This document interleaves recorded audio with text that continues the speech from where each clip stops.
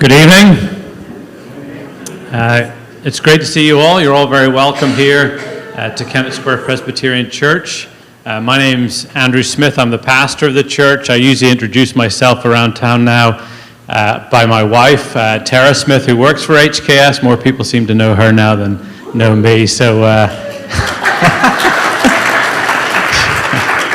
she deserves applause. But you're very welcome here. We're delighted to be hosting tonight. I was thinking, leading up to tonight's meeting, just about the importance of institutions in towns and in municipalities, and in many ways, houses of worship have been some of the most important institutions in towns for many years, and I think that's true here. This church was formed just 7 years after Kennett Square was incorporated, the borough was incorporated.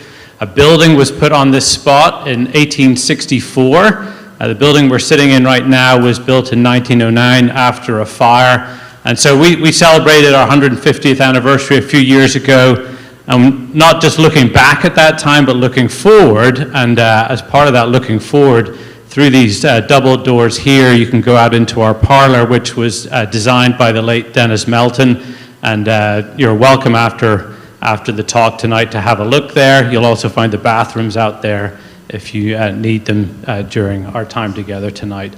But I just want to say I'm delighted that you're here. Thanks for coming. I'm going to hand over to Mary Kay Gaver, one of the members of the HKS board, and she's going to introduce our speaker. Thanks, Andrew.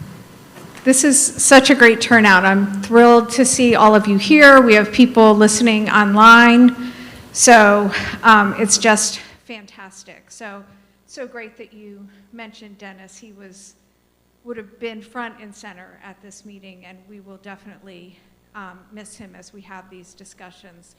So I'm Mary Kay Gaver. I'm on the board of Historic Kennett Square, which formed as the Kennett Revitalization Committee 35 years ago.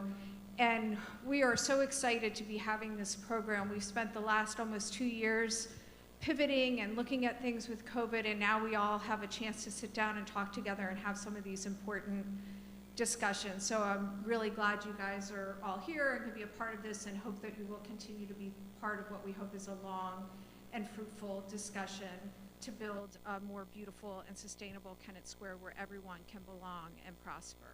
So I'm going to introduce tonight Bo Wright is our executive director.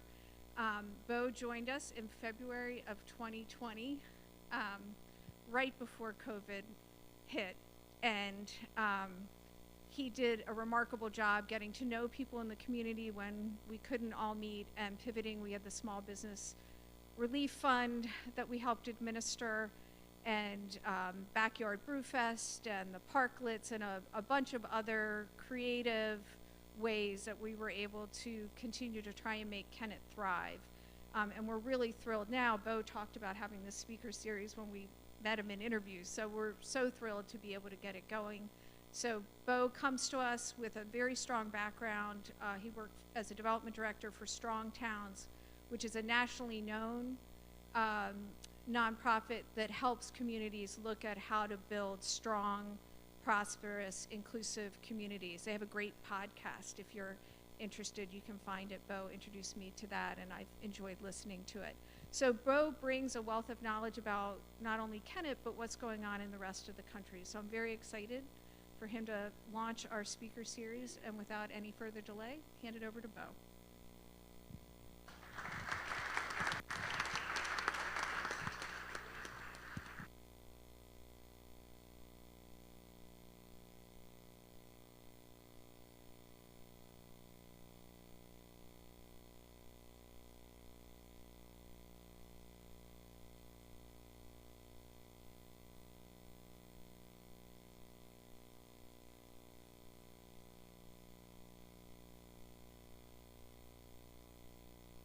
Spanish translation available. Hector Nunez, huge thank you to Hector for doing the translation for us.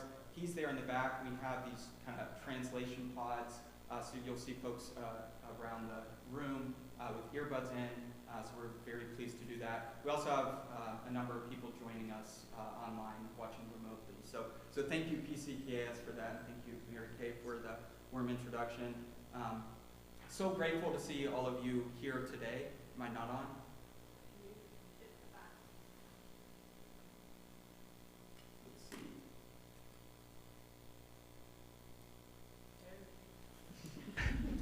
Should be on now. Perfect.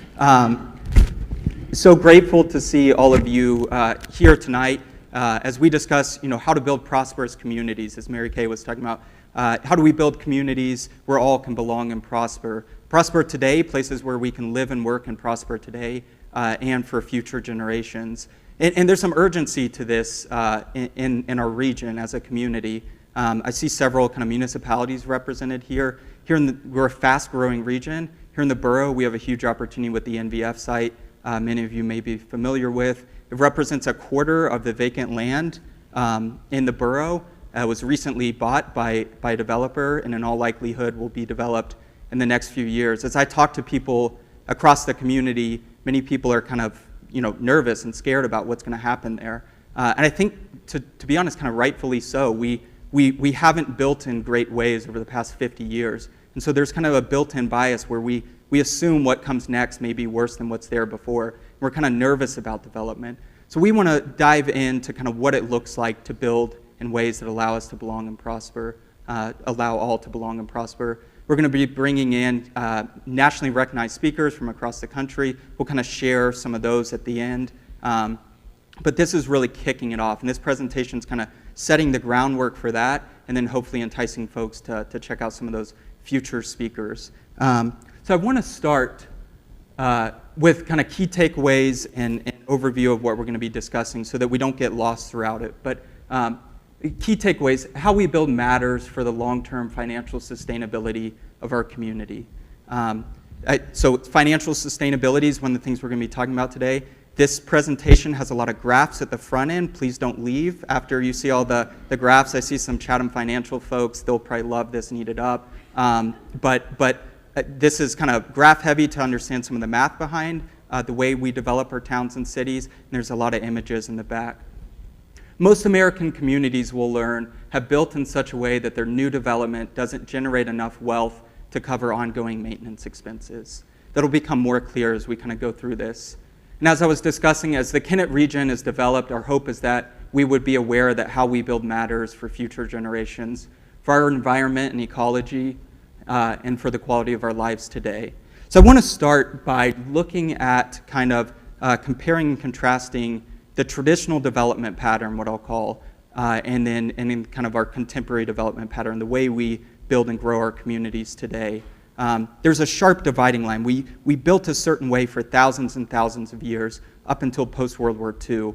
Post-World War II, we took on a very different development pattern. I want to kind of contrast the key differences there and bring out some of these things. So this very blurry picture when it's blown up, is anyone who hasn't heard this before know where this is? So this could be anywhere. This could be Philadelphia. This could easily be Kennett Square. This could be New York. It could be Manhattan. It could be Miami. The trees might be a little bit different, but it could be there. It could be Rome. This could be Romulus and Remus standing there if they had photography back then. This is how we built towns and cities for thousands and thousands and thousands of years. It's incremental, some of the kind of dynamics of this. This is incremental. It's built at the scale it's built at a human scale. It's built around people's 2 feet, how people got around primarily at the time. In that sense, it's a city that's built at 2 miles an hour. It's built to be kind of viewed and taken in at 2 miles an hour. Again, built incrementally. This is Brainerd, Minnesota. It's about 2 hours north of Minneapolis, St. Paul. Small town today, it's about 15,000 people. These are lumberjacks in the middle of nowhere. They're copying what they saw others do across the country. They brought their wisdom in. They're building, shared walled buildings. This is incremental. This is pop-up shacks, some hopes and some dreams. They're just hoping this works. We built thousands of these places across this country. Some of them succeeded and were able to grow incrementally stronger and wealthier. So that happened here in Brainerd, and 30 years after this photo, that street looks like this. What you're seeing here is the kind of incremental development pattern working. The small-scale development pattern working. What you see is these buildings are growing incrementally up, incrementally out, and incrementally more intense. If you were to go out 2 blocks from this street back then, it would have looked exactly like this. Because what we did was we took the development pattern, we grew incrementally up, incrementally out, incrementally more intense, so that it became this. Today we look at this and marvel at the facades on these buildings. I marvel at the way that these buildings face the street. I marvel at the human scale. You can just imagine being there and enjoying walking around, enjoying the kind of pleasant feel of these buildings surrounding you. You see the life and activity that it created. This is just a bunch of people out on the street, celebrating their town. It's a place that's becoming wealthier. The other thing, it's growing incrementally. This is part of the incremental nature is it's not all at once. Today, as we'll look at, we build all at once to a finished state. What they did was tore down pop-up shacks and built buildings of brick. As this place grew wealthier, I'd give it another 30 years, and this street looks like this. The late Roman Emperor Augustus said, "I came into a city of bricks and left it a city of stone." That's what they did here in Brainerd. They took a city of bricks, cheap building material at the time to them, and they left it a city of stone. They built amazing wealth here. You can start to see some of the public infrastructure come in. You can see stoplights and all of that. Again, this is a place becoming wealthier over time as they grow incrementally using this kind of development pattern. We did this all over the country. We did this here in Kennett Square. This is Kennett Square. This is State Street and Broad Street. Genesis now sits here. This is the Work Together building in La Verona. Again, we built these amazing places. We all at the facades, the wealth that was created here. Just another look at it. Again, this is where La Verona sits today. Work Together sits right here. These are amazing buildings. Places all across the country did this. It's not unique. It's how they built wealth. So I want to jump back to this and just as a kind of contrast for how we built today. Again, wealthy place, 1930s. Today, this street looks like this. Exact same angle, same street. So every time I've done this presentation, the kind of oxygen in the room gets sucked out. Everyone's disappointed, and it's like this loss of what did we do as humanity? Why did we destroy this? I think that's justified, but that's actually not the point I want to make tonight. That's worth it, and the kind of historical preservation element of this is important. That's not the point I want to make tonight. The point I want to make is that there's $2 million of public investment right there. The street, the sidewalk, the sewer, all of this wealth that the city put in, and they're getting nothing back. Where's the tax base? The city put in wealth. They put in wealth. You look at a street like this, the city went out. They put in sidewalks. They put in street lights.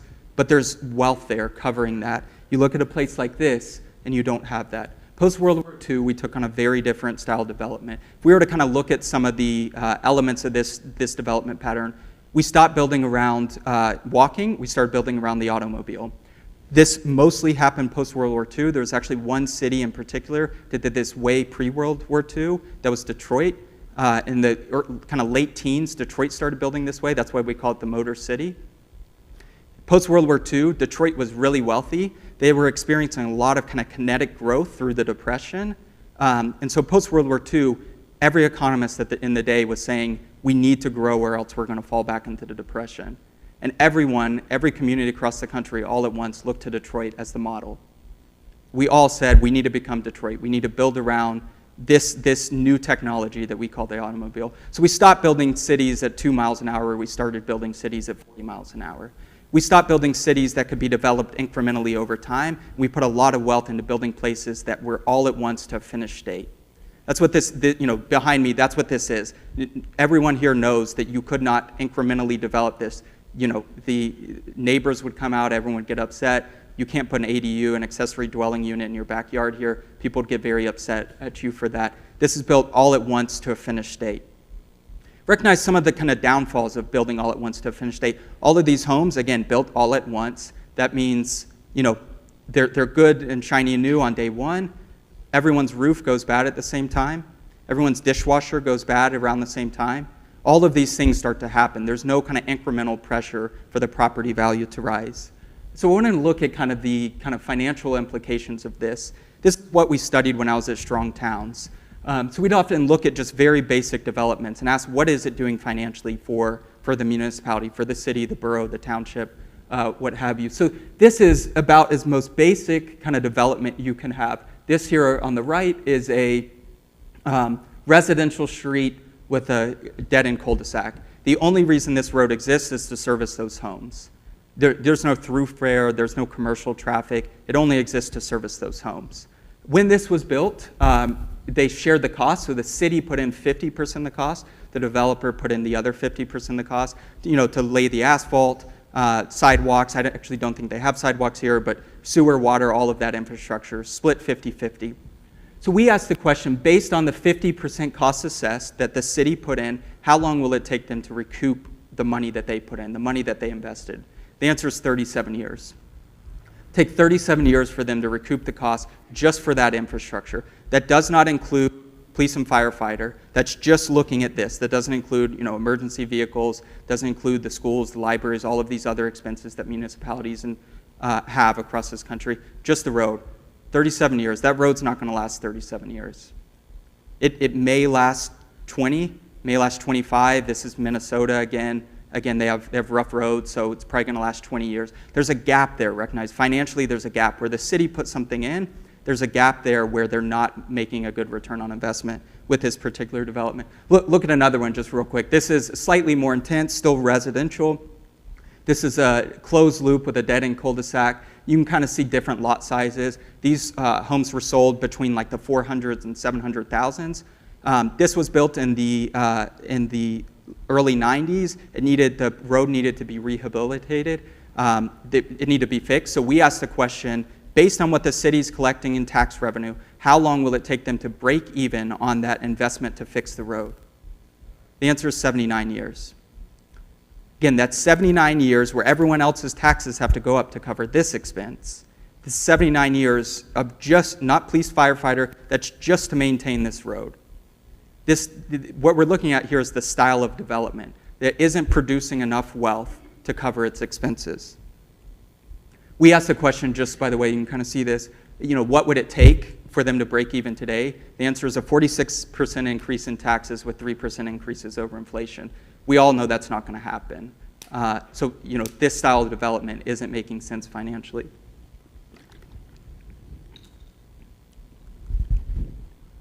So what you see here, and imagine, put yourself in the shoes of a municipality for this example. Imagine you're a municipality, developer comes to you and says, hey, we want to build in this place. We're not asking for a single variance. We're going to cover all of the road expenses, the public infrastructure expenses. We just want to be here in this community. We're not asking for anything. And imagine this municipality is particularly kind of conservative, fiscally conservative, wants to make sure that they're able to maintain the expenses of this new development. By the way, this never happens, and this is no fault to any municipalities around here. This never happens where a municipality, developer comes in and they set aside those funds for that. But hypothetically, let's assume that. So here's what you would see. You would see in year one, they're getting a little bit of tax revenue. Year two, that's growing. Incrementally, cumulatively, that revenue is growing. A 5-year-old sidewalk's not going to cost you anything. A 10-year-old pipe's not going to cost you anything. So for a municipality, this is pure profit. They start to look really, really wealthy. I mean, by year 20, it's like you've got a lot of reserves sitting around. What happens, though, is in year 25 in this case, it could be year 20, it could be year 30, but in year 25 in this case, as the maintenance obligations come due, what we see is that the revenue, the balance sheet for these municipalities starts to run far into the red because the development isn't producing enough wealth. Remember the 79 years, isn't producing enough wealth to cover its expenses. This is looking at one kind of development. Obviously, municipalities aren't made up of one development, it's multiple developments. What we see is municipalities grow very, very quickly.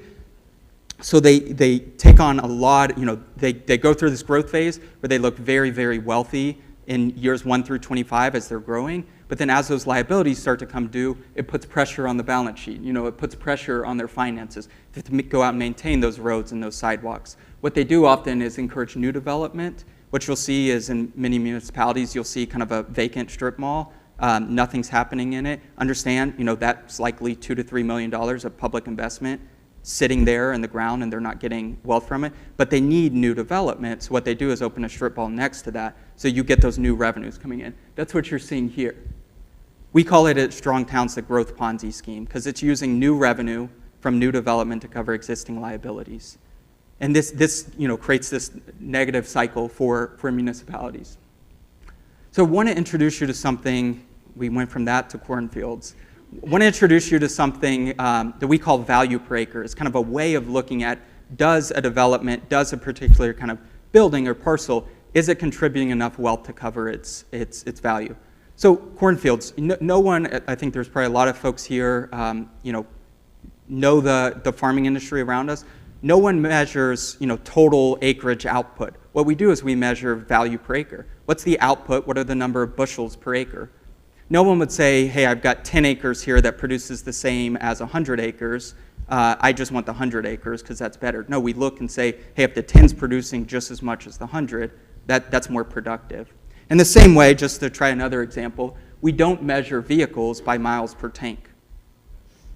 If you measure vehicles by mile per tank, all of a sudden the Ford F-150 looks like a really, really great,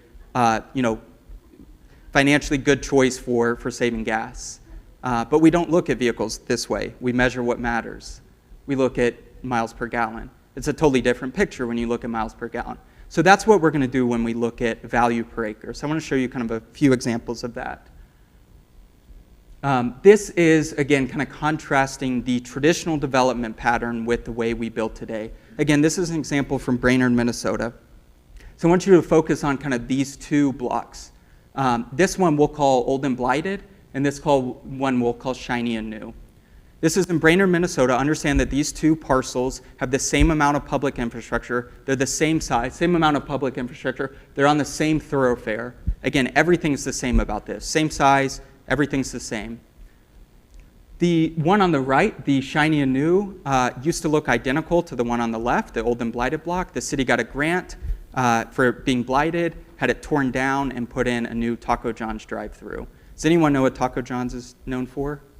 It's the Frito-Lays. It's tater tot that you dip in queso.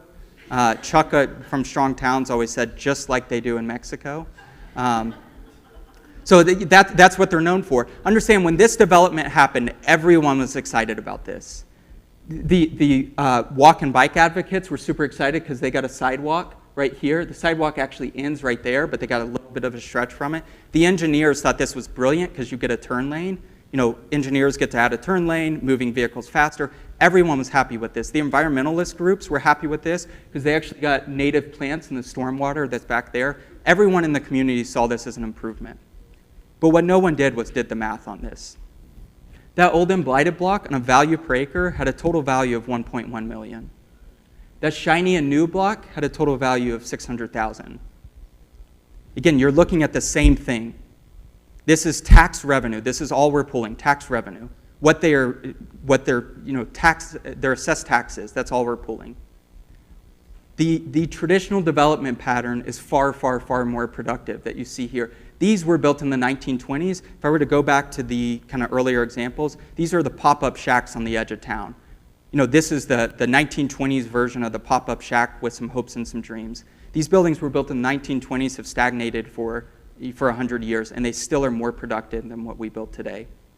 And understand a few things. These are local barber. When we actually did this analysis, the local barber takes out ads in the local newspaper, goes to local churches, coaches local softball, uses local accountants. These are, this is blighted. Everyone would look at this and say this is blighted. Everyone would look at this and say this isn't what I want my community to look like. But it's far more productive, and it's providing opportunities for local folks. What happened in the 10 years subsequent to this being built is also interesting. In the 10 years after this was built, the old and blighted block declined 3%. The shiny and new block declined 23%. That building was literally built by experts to be amortized and decline in value very, very quickly. That's its purpose for being built. We see this when we look out on the edge as well. So this is, again, a Minnesota example. This is a Mills Fleet Farm. It's a double big box store, gas station, right here, an auto dealership. This is 20 acres. When these folks, the Mills Fleet Farm, that's actually their headquarters in Brainerd, Minnesota, when they show up at the meetings, everyone stops, everyone puts them at the front of the agenda, asks what they want, gets them out of there, anything they want, everyone kind of bows down for them. 20 acres.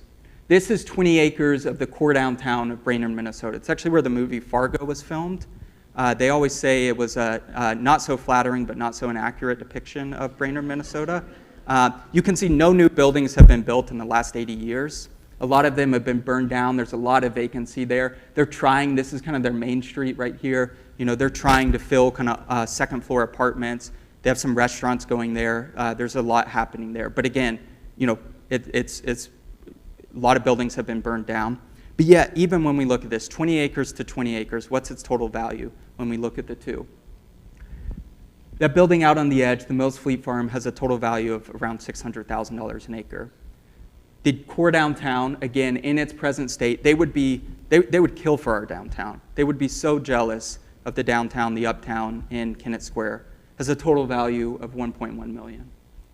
And understand, again, some of the assets of this or facets of this. This was built to last 15 to 20 years. That's literally construction-wise what this building was built to last. It's not adaptable or resilient. What happens when this building, when Mills Fleet Farm decides that they don't want to be there, that this isn't producing enough return for them? What are you going to do with this building? Whereas these buildings are built to last decades, centuries, if maintained, highly adaptable and resilient. They've been many things over the 100 years that they've existed, 100 plus years that they've existed. Just to show a few kind of local examples. And by the way, I want to stop and say I'm not picking on any businesses with this. This is the Walmart here in Kennett Square. This serves a need here in this community, and we all recognize that. I'm not picking on this. There's, at Strong Towns, we use the phrase, don't hate the player, hate the game. They are playing the game that we've set up for them. Our development pattern encourages this, our zoning laws, everything about the way we finance stuff encourages this style of development. What does this look like in terms of taxable value per acre? There's a total taxable value per acre of about $460,000. Let's contrast this, just to give a few local examples, with the 100 block of East State Street. So here's what we're going to look at, basically there to Genesis and kind of back down.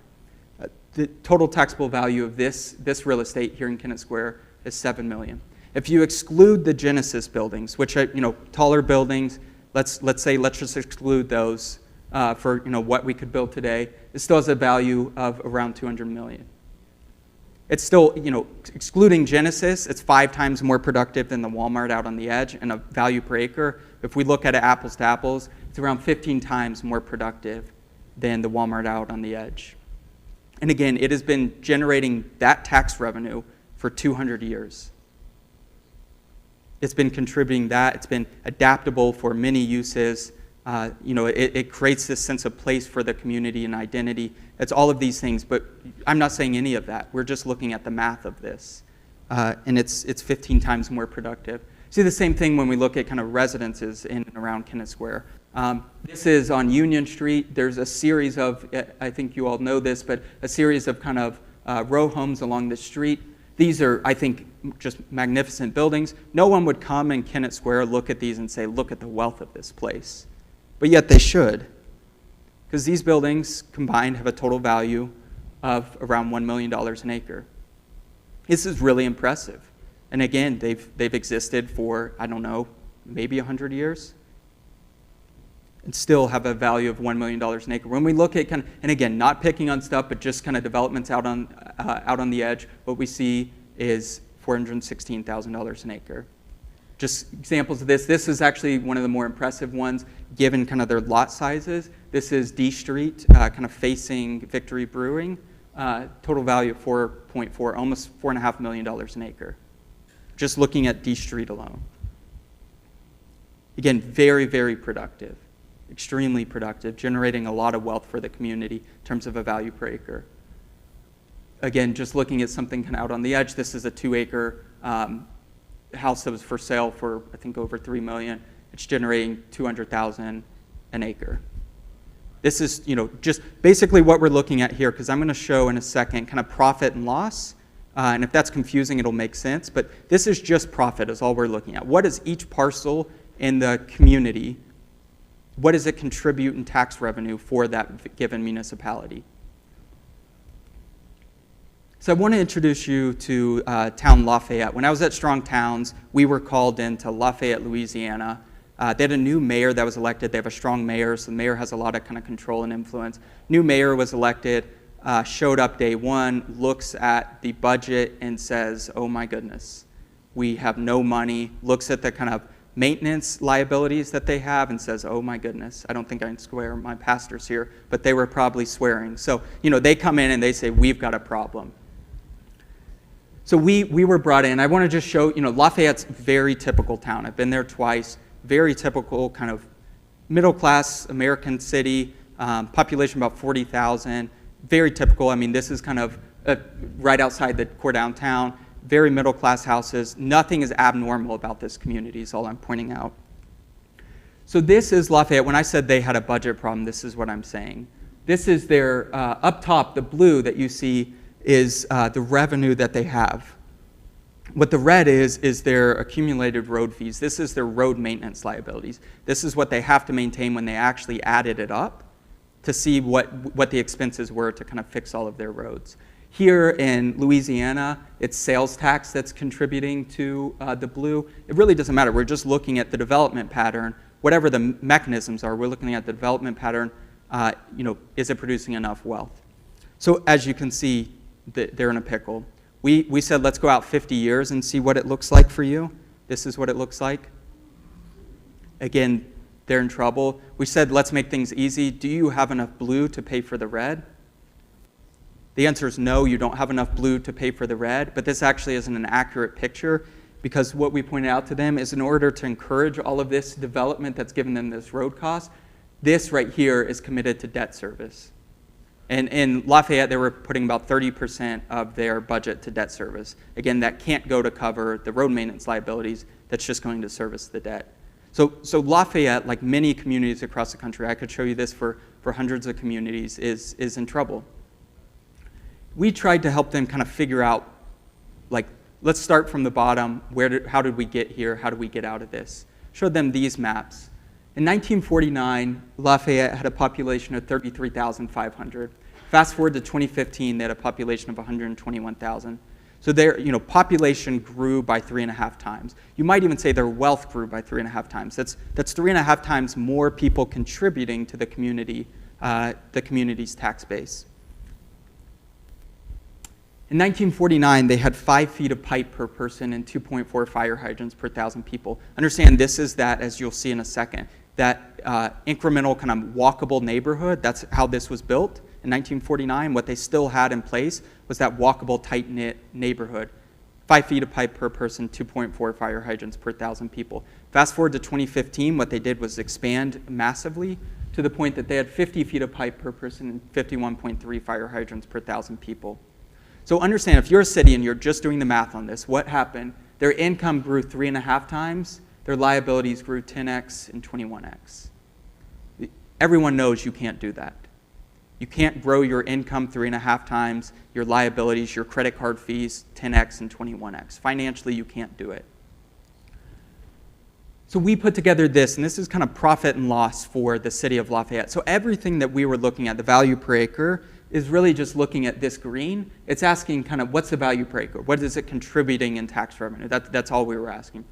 This is kind of taking it a step further and saying, okay, what's the value per acre? But then also, what are the maintenance liabilities for this particular style development?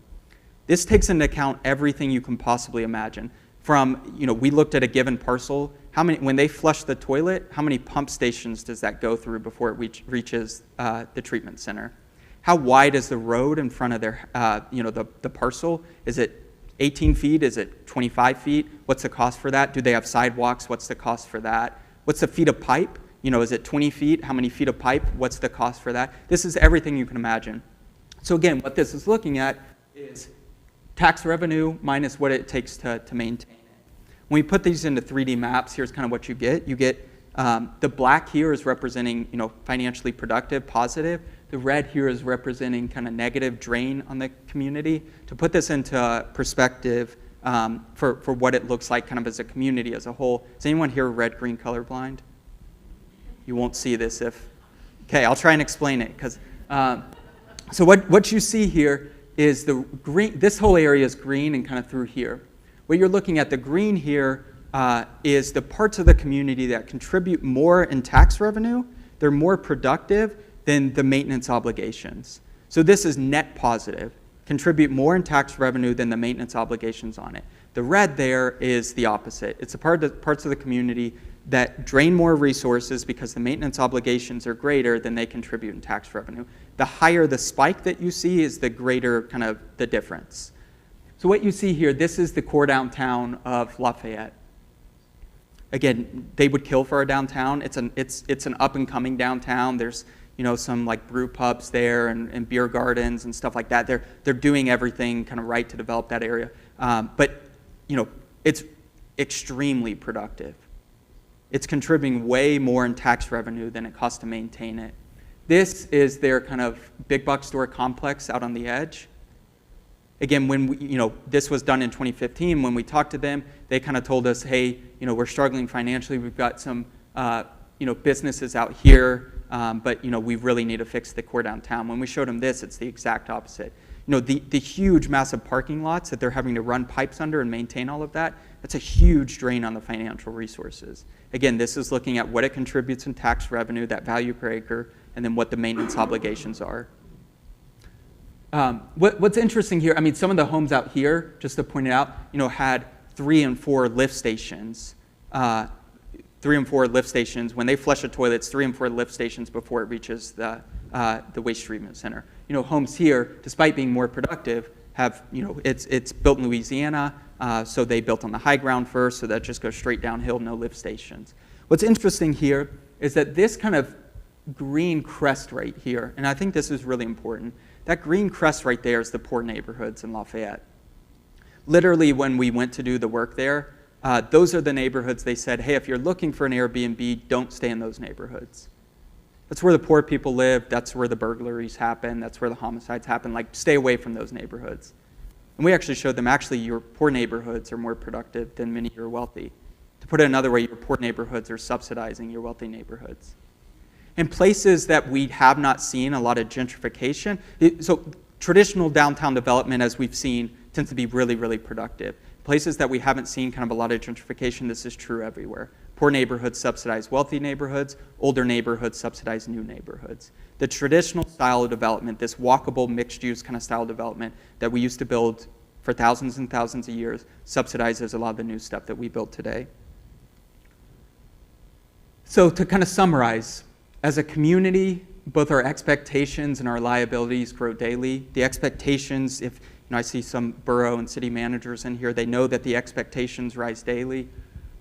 Yet resources are scarce, and there's never-ending pressure to do more with less. We desperately need growth to provide new housing opportunities and have enough revenue to cover our liabilities and expectations. We all recognize, and kind of all across this region, we need more housing. We need that growth to cover our existing liabilities. Every community in this region has those. For city leaders, keeping up in an environment of not in my backyard and don't raise my taxes can be frustrating, exhausting, and overwhelming. Meanwhile, infrastructure liabilities, environmental impacts, debt obligations are being passed on to kids and future generations. That's not right. This isn't right. Our cities should have sufficient resources to address basic services and infrastructure. We should be building places where everyone can belong and prosper now and in the future. And citizens should understand and appreciate the work their city leaders do on their behalf. This is kind of a summary just of what we've covered and the problems, and I want to kind of move on to what's next and really set up kind of the rest of this speaker series. When I was with Strong Towns, my boss, Chuck Marone, gave this presentation in hundreds of cities, and I was with him often. You always had the one question, Chuck, you showed up here, you showed us, you scared us. What's the solution? And what you often, as the people kind of went on with the question, I don't mean this demeaningly, but as people went on with the question, what you realized they were asking is, what will someone else do differently so I don't have to change anything about what I'm doing? And that's not possible. There's a phrase we use that, when we're asking for a solution, what's the solution? We used to say predicaments have outcomes. Problems have solutions, predicaments have outcomes. Many of our municipalities are at that predicament phase. So there's no easy solution. What there are is rational responses. What do we do now? It's a quote by Winston Churchill during World War II, where he said, "Gentlemen, we have run out of money. It's time to start thinking." We're at that phase. We can't We're not wealthy enough to throw money at the problems. We have to start thinking. We have to think rationally about what we do next. So how do we do that? I want to share kind of 7 responses. This is probably not what you were expecting. First response, create a good party. Everyone here knows what a good party is. What's a good party? A good party is where you open the door and the people standing there, everyone that shows up, is bringing more food and, importantly, alcohol than they're planning on consuming. If they show up and they look like this guy especially, and they've got gifts and presents, you say, this is going to be a great party, open the front door, let as many people in. What's a bad party? A bad party, and we all know this image, a bad party is Cousin Eddie. A bad party is when you look out your blinds, and again, pastors here can't cuss, but something's full. A bad party is where everyone that's showing up at the door is consuming more, they're taking more. You just recognize that they're going to take more than they're going to contribute to the party. What you do when you have a bad party is you shut the front door. No one else in. I would put forward that the kind of traditional development pattern that we've looked at creates the environment for a good party. Just as an example, Kennett Square is a square mile. I often hear people say, like, we're full, we can't let anyone else in. 6,000 people here in a square mile, that's enough. Like, we're done, we're full. I grew up in Georgia. There's a community that the historic area of this community is a square mile. What's considered the historic area today, or the traditional grid's a square mile. What's considered the historic area today is 2 miles, but that historic grid that's a square mile, it's called Savannah, has about 40 to 50,000 people in it. Way more. No one in Savannah complains about cars, more cars on the road. Savannah's a good party. More people is great. That's a new coffee shop. That can be the 70th coffee shop in Savannah. That's more people walking around creating the vibrancy. The traditional development pattern necessarily creates the good party. I'd put forward that the kind of contemporary development pattern that we've adopted tends to create a bad party. It tends to create the kind of atmosphere where you move in and you say no one else can move in. Like, we can't have another car on the road. It's going to create traffic. We can't have it. So how do we create a good party? And I think the rest of these are kind of examples of that. So number 1, we need to create a good party. Number 2, we need to allow for incremental development. This is kind of the phrase I kept using, incremental development. What does that look like? Incremental development looks like being able to start with a tent and work your way up to a bigger business, to build wealth for all. It's lowering the bar of entry so that people can build wealth, but it's allowing our places to adapt over time. Here's what incremental development looks like and some of kind of the rules for it. 2 rules for incremental development. No neighborhood can be exempt from change. No neighborhood can be exempt from change. But no neighborhood should experience sudden radical change. If I were to lay this out in terms of what this looks like, by right, every single family home in the borough should be able to be turned into a duplex. It should be able to go to that next increment of development. The 4-plex should be able to raise its roof and go up to an 8-plex. There should be adaptability there. That's how you create that incremental development. What happens as an alternative to that is what we have more kind of here. If you squash the pressure of that development and don't allow incremental development, what you do is turn a neighborhood of single-family homes, and because that's so, you can't let the cap off the lid, all of a sudden you need to get this. What you get is these sudden jumps in development, where you tear down a neighborhood of single-family homes and you put up like a massive high-rise, or not high-rise but mid-rise in these communities. To be frank, most people don't like to see that. They push back on that. They don't want to see that in their neighborhood. I think that's justified. But in order to not have that, what you need to have is incremental development. You need to allow places to change and adapt over time so that they can grow incrementally up and incrementally out, incrementally more intense. Every community that you travel to in Europe, that you go to, the downtowns that you love to explore, every single one of them, without exception, was built this way. Disney today, when I was at Strong Towns, we had the chance to kind of work with Disney folks for their urban design practices. Disney builds this way. Disney's the most incremental place over time. They send people out every day, and if they see a desire path where the grass is worn down because people have been walking, most people would put up a fence there and say keep off the grass. Disney puts a sidewalk there. That's incremental development. That's seeing how people use the space and incrementally watching that. So second one, and this kind of plays, or third one, and this kind of plays off of it, allow missing middle housing. What I was kind of showing earlier is what we tend to have in our development pattern is going from kind of detached single-family houses up to the mid-rise, because we've made all of this stuff in the middle very, very difficult. We need to allow missing middle housing. Missing middle housing is the duplex, the fourplex, the cottage courtyard, the townhouse. If you walk around our community, if you walk around Kennett, if you walk around Westchester, Oxford, you see these buildings all over the place. This is how we built for thousands of years. We allowed the places to become incrementally more intense. We built these missing middle housing. We need to allow that. This is how you get affordable housing. These are just some examples of missing middle housing. You have the cottage court, actually one of my favorite. You have the triplex. I could show dozens of examples of each of these. You have duplex side by side. These are all kind of missing middle housing. I want to show this slide just as kind of a maybe sub-point to this. I feel like we all, and if I was like a more motivational public speaker here, I'd have you all turn to your neighbor and just shake them and say, we can build good buildings. Like, we are capable of it. We can do it. There's such a, this fear, and I get it. Every single one of us, I think, has it. We've seen what has been built in the last 50, 60 years. We see what's torn down and what's put up there, and we say what was there before is better. We see a green field that's destroyed for kind of, new neighborhood, and we say that green field was prettier. We're afraid to develop. I want us all to recognize and just say to ourselves, like, we can build good buildings. Every one of these images behind me was built in the last 5 years. I could show hundreds of examples across the country, could show dozens of neighborhoods. We can build good places again. We have examples around here. We can build good places again. By the way, this kind of one on the bottom is one of my favorite architects. His name's Peter Barber. This is affordable housing for homeless folks. You can just see, you may not like some of the aesthetics of these different developments, but I think we all recognize that's a well-built, that's a building that's loved. It's a building you'd love to see your aging mother live in. Fourth, get rid of stroads. Everyone's saying, what the heck is a stroad? Let me kind of explain some transportation stuff terms for you. We have a street. What's a street? A street is a platform for creating wealth.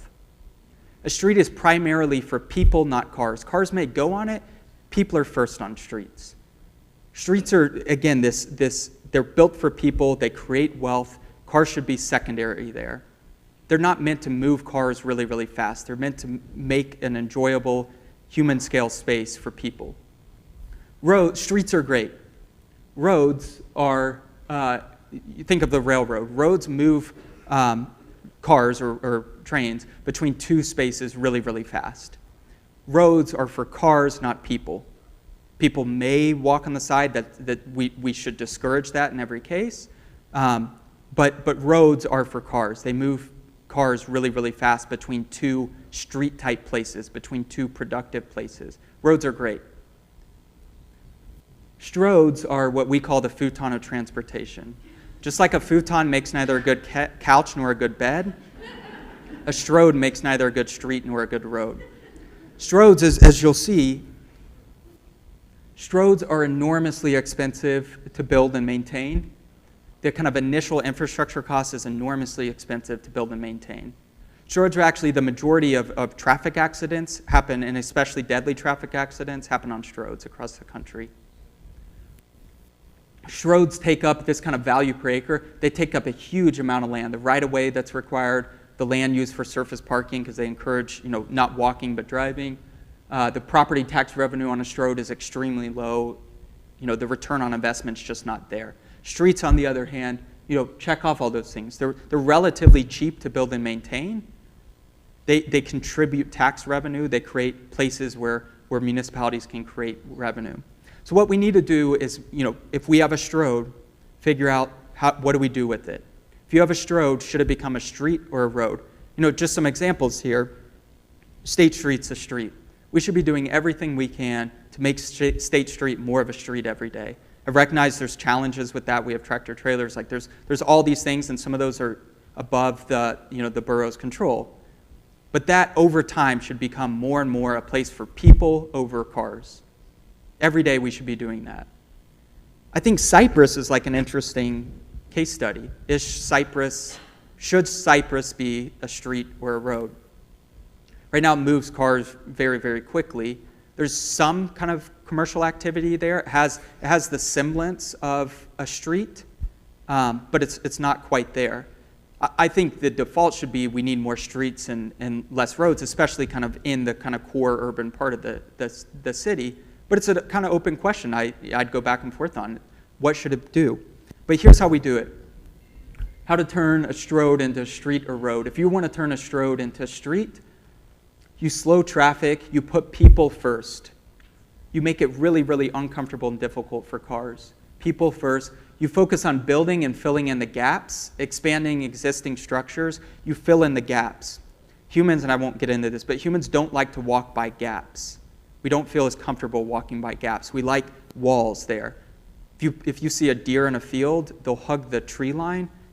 If you see a mouse, like in a room, they'll hug the wall.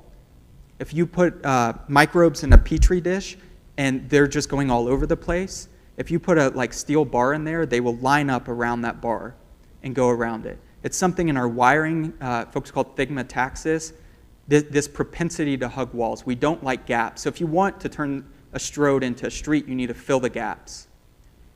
I mentioned earlier our cities are built at 40 miles an hour. We need to make it so that the city is enjoyable at 2 miles an hour. To do that, you fill gaps. And we need to embrace complexity and stay adaptable.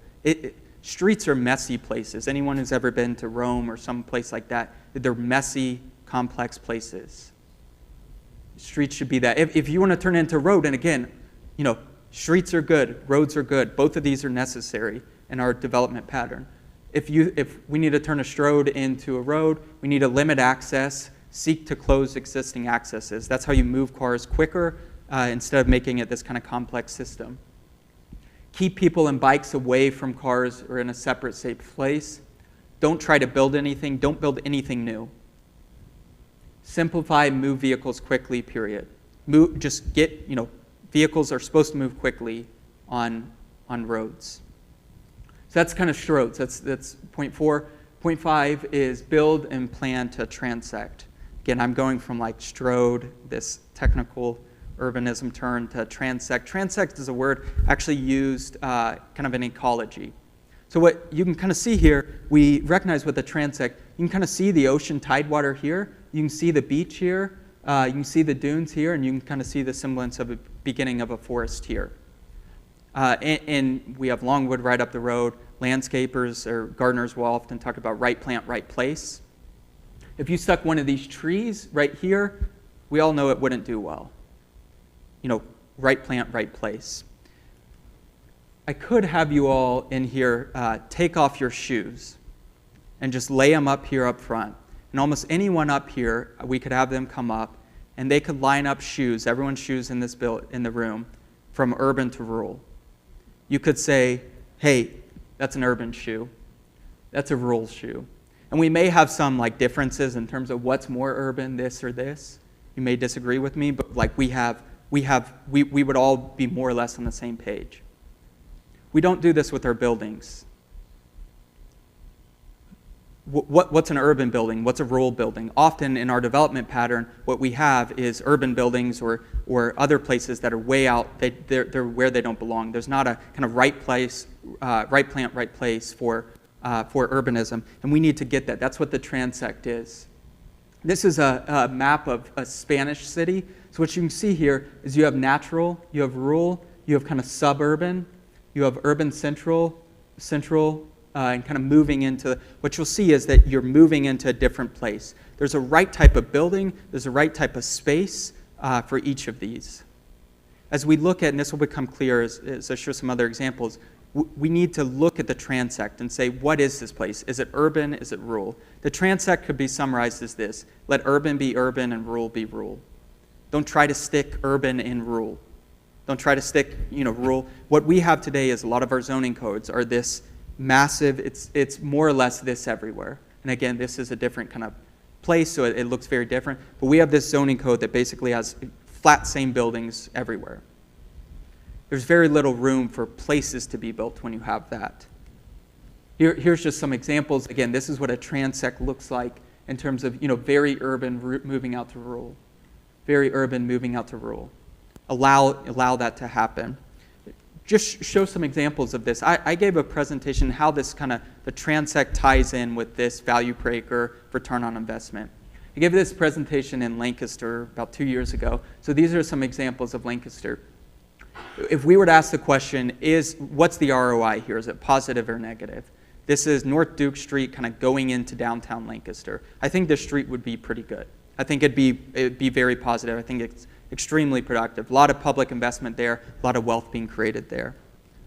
Let's look at this. This is High Street. This is in the Sowee neighborhood, southwest of Lancaster. It's a very kind of low-income area. This would be enormously productive. The ROI on this would be very, very good. What about this? And this is kind of the question with the transect. What's the ROI on this? The ROI on this is actually really, really good. It has a low kind of value per acre, but there's almost no public investment out there.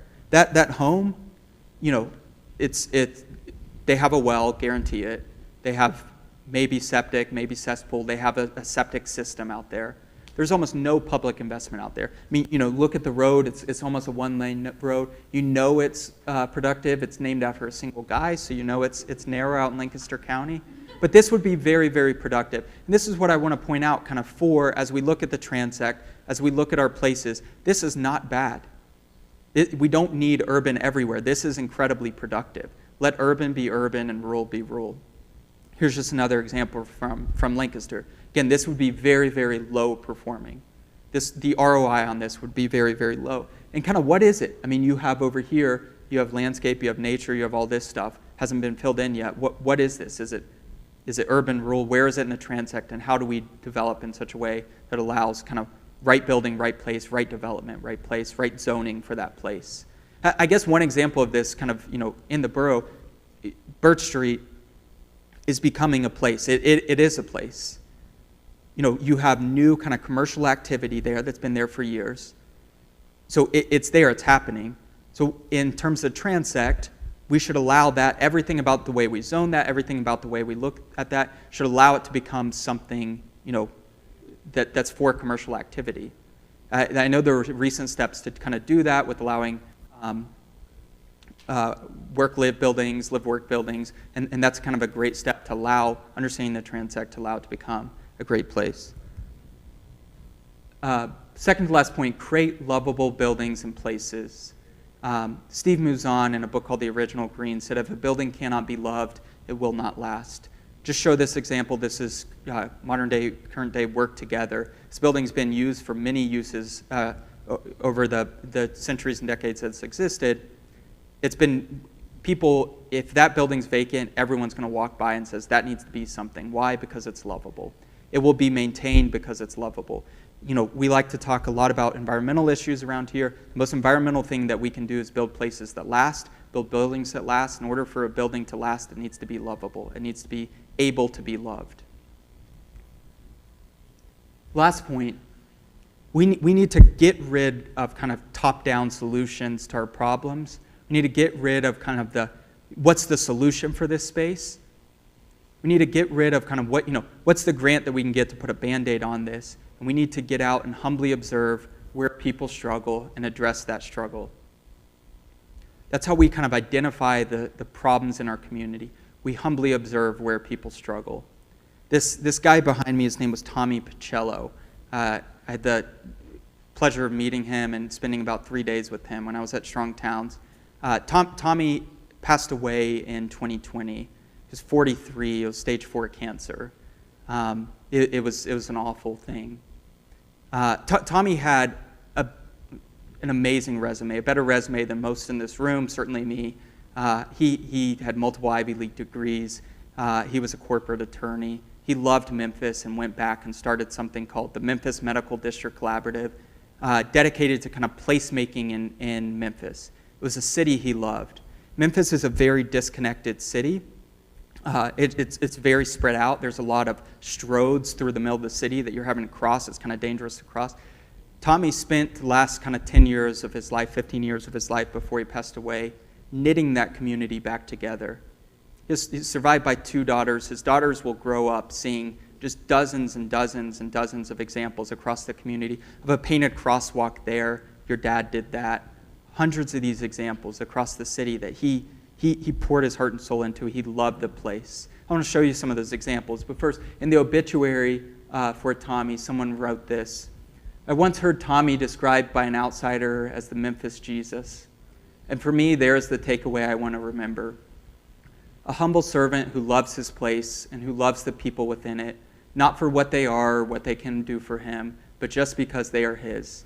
That person can transform the world. Tommy was a perfect example of this. Here's some of his projects. Again, you have this Strode that he and a team kind of made it more into a street. They slowed traffic down by putting these barriers here, painting a crosswalk, made it so that kids and folks could cross in that community. He loved that place and he put his heart into it. You know, this is a kind of closed down building. He opened it up, got all the permits for it, so they could put dining outside and allow a minority entrepreneur to go in there and kind of start a business and test it out. This is a pop-up bike shop in a container. He found these like incremental small projects all over the place, and the city's just littered with these of his footprint. And again, kind of planting street trees along a corridor, bushes along a corridor. He loved the place. And I kind of want to end with that. I mean, we looked at all the math of our towns and cities, how we develop, and the question is kind of what do we do? What do we do with this information? If you want to build a wealthy place, if you want to build a productive place, we need a lot of Tommies. We need more Tommies, people that love their place and give their heart to it. We want to do that here at Historic Kennett Square. We want to enable that. We've partnered with Square Roots Collective, and we're going to be, and I'll share some more information about this in a second, we're going to be launching the Kennett Placemaking Initiative.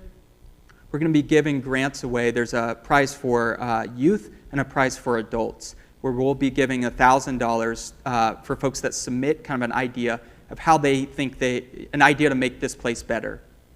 These kind of ideas where they say, I've humbly observed where people struggle in my neighborhood. I think this is the solution there. I think it's a crosswalk. I think it's street trees there. You know, these are the things I want to see in my neighborhood to make it more livable and lovable. We're going to be giving $1,000 to the winners of that, and there's more information in the back about how you can kind of be a part of that. And again, there will be a prize for youth and adults. Just announcements, and then we're going to get to questions if anyone has questions. There's going to be a How We Build Matters, this kind of speaker series meetup next Tuesday at Liberty Marketplace, where if you want to dive deeper and kind of discuss among everyone here what's next, how do we react to this information, we're going to be doing this going forward. After each speaker comes in, we're going to come together as a community, whoever wants to kind of dive deeper and say, what do we do with this information? Where do we take it from here? So that's next Tuesday. If you signed up for this event through the Evite, you'll get an email about that. If not, you can sign up in the back for more information about that. Again, next Tuesday, 8 a.m. I didn't say the time, 8 a.m. at Liberty Marketplace. Again, the Kennett Placemakers competition, the adult application deadline is October 22nd. The youth projects are due November 24th. You can find more information about that in the back. And I really want to highlight our next speaker will be November 11th. His name is Marquez King. He's an architect, urban planner, incremental developer. He's going to be here November 11th to continue this series. I would highly recommend Marquez. He's a phenomenal speaker. He's going to bring some great information to us. Last thing I'll just mention, Square Roots Collective has generously sponsored the next event with Marquez. But we need sponsorship to make these events continue to happen. We're going to be bringing in some great speakers, nationally recognized speakers. I'm the free version, so it can kind of only go up from there. So nationally recognized speakers, and so we need sponsorship. So if you're here and interested in sponsoring, to allow this kind of conversation to continue about how we build matters, let us know, and we'd love to talk further. So I'm going to stop there again. Please join us for Marquez King November 11th. It's a Thursday. That's it for me. Happy to take any questions at this point. We don't have mics. The acoustics in this room are pretty good, so feel free to stand up and just ask a question. If you're watching on the live stream, you can just type your questions in the comment box, and we'll take a look at those.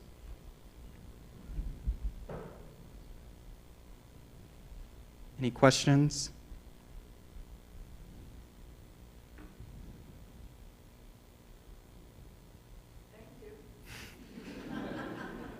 Yes. Go ahead. So, can you describe the relationship between historic Kennett Square and the Kennett Council and the borough with Brooklyn? So, like, are you advocating for the council to develop in this way, or are you involved in the decisions? That's a good, and if you look, I think you're on the same road to your right. You'll see that guy smiling because it's a complicated question. Sorry, to repeat the question, it's kind of what is historic Kennett Square's relationship with the borough of Kennett Square and especially council and some of those decisions. The straightforward answer is today it's kind of purely advocacy. We're a separate nonprofit, 501c nonprofit. We work very closely with the borough. We were actually founded by the borough, as Mary Kay was mentioning many years ago, to kind of help revitalize the community. There's been many kind of iterations of historic Kennett Square. Recently, in past kind of 3 years, we were involved in kind of economic development and trying to shape some of that. That role is no longer in place, but we maintain a very good relationship with the borough, also the township as well. So you know, none of this, I hope this comes across, none of this is at all an attack on any of the municipalities. You know, I think it's advocacy. I think it's kind of pointing out some of the stuff, but none of this, we have great leaders here, and we're excited to work with them. So hopefully that answers your question.